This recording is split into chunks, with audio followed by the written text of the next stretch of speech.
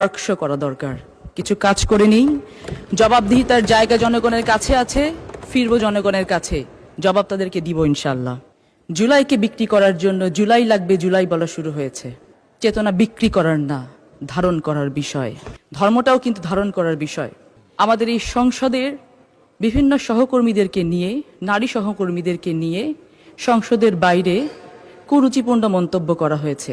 পৃথিবীতে এমন কোনো ধর্ম নেই যে ধর্ম কখনো পুণ্যকে না বলেছে, পাপকে হ্যাঁ বলেছে।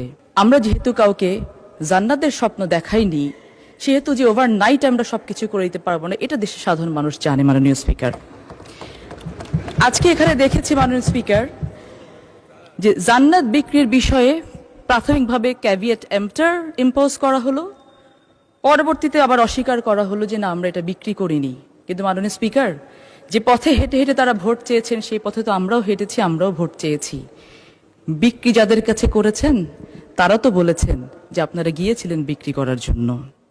যে সময়ে বাংলাদেশে কথা বলার জন্য ট্যাক্স হিসেবে জীবন দিতে হতো, সে সময় লাইভ প্রোগ্রামে টেলিভিশনের পর্দায় বসে তৎকালীন ফ্যাসিস্ট সরকার, ফ্যাসিস্ট শেখ হাসিনাকে সো কল্ড প্রাইম মিনিস্টার বলে উঠে এসেছে মাননীয় স্পিকার।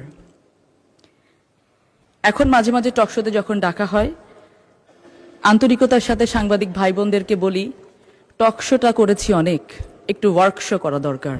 কিছু কাজ করে নিই, জবাবদিহিতার জায়গা জনগণের কাছে আছে, ফিরবো জনগণের কাছে, জবাব তাদেরকে দিব ইনশাল্লাহ। মাননীয় স্পিকার,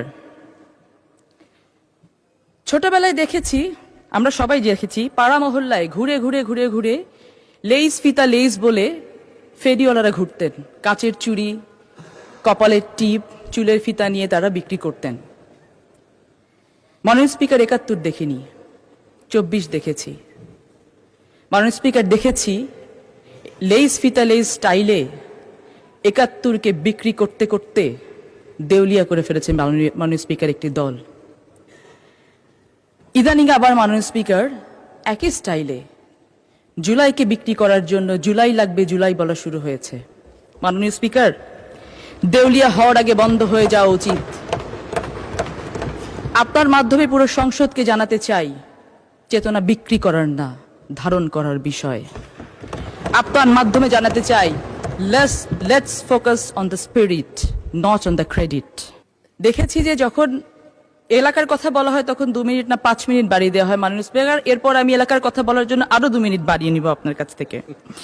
মাননীয় স্পিকার, আজকে দাঁড়িয়েছি বাংলাদেশের সব থেকে সর্বোচ্চ ডিগনিফাইড একটি প্ল্যাটফর্মে। মাননীয় স্পিকার, এই প্ল্যাটফর্ম যারা আমাদেরকে করে দিয়েছেন, কথা বলার সুযোগ করে দিয়েছেন মাননীয় স্পিকার, সেই সাধারণ জনগণের জন্য আজকে আমাদের কাজ করার সময় এসেছে।